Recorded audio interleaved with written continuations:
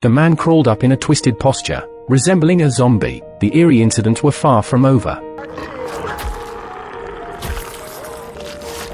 And the cause of the mutation was a mysterious creature. Let's see what this mysterious creature looks like. The enigmatic creature with a mysterious appearance could breathe evenly like a human. At that moment, a store clerk noticed it and approached to observe. Suddenly, the mysterious creature spat out a pile of white liquid from its mouth. The moment the store clerk was attacked, he fell to the ground in agony and screams. When he got up again, the store clerk had turned into a bloodthirsty zombie. The scene changes. Today is the top sales event in American malls, Black Friday. On this day, all major malls have discounts and promotions. Whenever there is a major holiday, the store clerks are always the busiest. There is some discontent among everyone about working on the day after Thanksgiving. The same goes for our male protagonist Jack, who sent his 2 daughters to his ex-wife's house. Jack goes to pick up his colleague, Tony, and the two rush to the toy store for the big sale event. They arrived at the toy store, where the television was broadcasting the news. It seemed that a crisis had erupted outside, and the police were urging citizens to stay at home and not go out.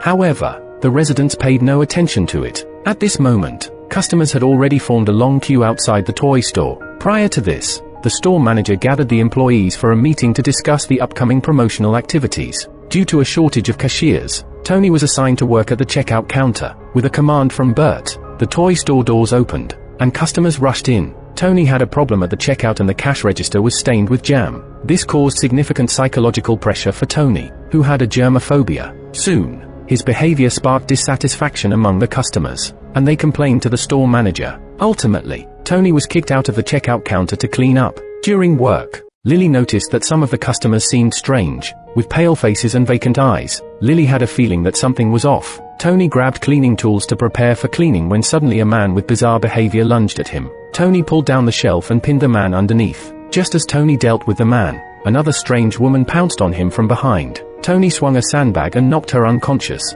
Employee Jeff heard the commotion and rushed over, shocked, questioning Tony about why he was assaulting customers. Bert made an impromptu decision to evacuate the customers first, and then they would deal with the situation inside before reopening the doors. Afterwards, Tony was tied up and locked in the warehouse. No matter how he explained, nobody believed him. So Tony asked them to check the surveillance footage, but they felt it was unnecessary. Tony was on the verge of a breakdown. Meanwhile, outside the warehouse in the mall, new employees were driving away customers. One of them saw a female customer squatting on the ground, not knowing what she was eating. The new employee approached to inquire about the situation, but the woman turned her head and attacked him. The female customer had pus-filled sores all over her face, which was terrifying. The new employee didn't react in time and was pinned down on a small cart. The woman vomited on his face. Jack heard the commotion and arrived just in time. He knocked out the female customer with his skateboard and saved the new employee. Then Jack brought him to the warehouse. Jack explained to everyone what had happened, but they still didn't believe him. It wasn't until the new employee mutated, crawling up in a twisted posture, that everyone realized the severity of the situation. The new employee's mouth spewed out a white liquid that pierced through a female colleague's throat on the spot. The new employee attempted to continue attacking Jack and others, but Jeff scared him away with a nail gun. They quickly called the police but found the line was continuously busy. Bert had no choice but to call other toy stores for help.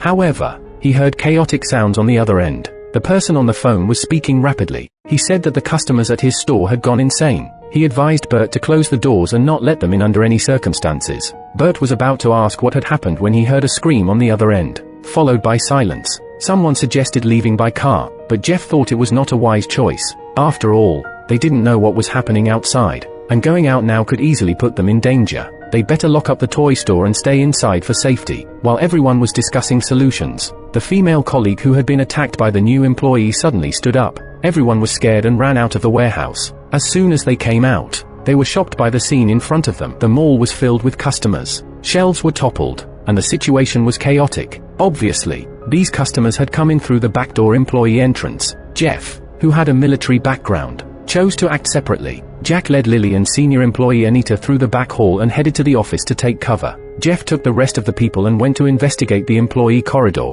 Bert, feeling scared, followed Jack to the office. They successfully reached the office while running away. Jeff, Tony, and the store manager were evading customers as they moved towards the employee corridor. Fortunately, the three of them reached the exit of the employee corridor smoothly, and they closed the door to prevent more customers from coming in. Jack and Bert from the office went to the bathroom to relieve themselves. Lily, who stayed behind, monitored through the surveillance cameras. She saw that the customers outside were continuously gathering in one place. She became curious. She disregarded Anita's attempts to stop her and insisted on going out to investigate. She discovered a shocking scene. The mutated customers were actually merging with the mother organism. This mother organism was the mysterious creature mentioned earlier. Meanwhile, Jack encountered a mutated male customer in the restroom. The man had a strong physique. He immediately tried to bite Jack. Jack was pinned down by the customer. At a critical moment, Bert rushed in to help. With their combined efforts, they managed to subdue the mutated customer. Afterwards, they returned to the mall and found that the mutated customers had disappeared. It seemed that the mutated individuals had already fused with the mother organism. However, outside the mall, more mutated individuals who wanted to merge with the mother organism gathered. While they were discussing what to do next, a police car approached from a distance. Anita at the entrance mistook it for help arriving. Unexpectedly, the police car lost control and crashed through the floor-to-ceiling window. It turned out that the police officer inside the car had also mutated into a zombie. Anita was killed by the car crash. In the next moment, the other mutated customers all rushed into the toy store. Jeff and the others were frightened and quickly fled. In the chaos, they accidentally got separated. Tony was tackled by a sudden appearance of a zombie. Jeff, who was running ahead, turned back and rescued him. Jeff stayed behind to cover Tony and protect him. However, the number of zombies kept increasing. Eventually, Jeff was overwhelmed and killed by the zombies. Fortunately, Tony managed to reunite with the others. They took refuge in a warehouse and discussed their strategy. They ultimately decided not to wait for the zombies to attack. At that moment,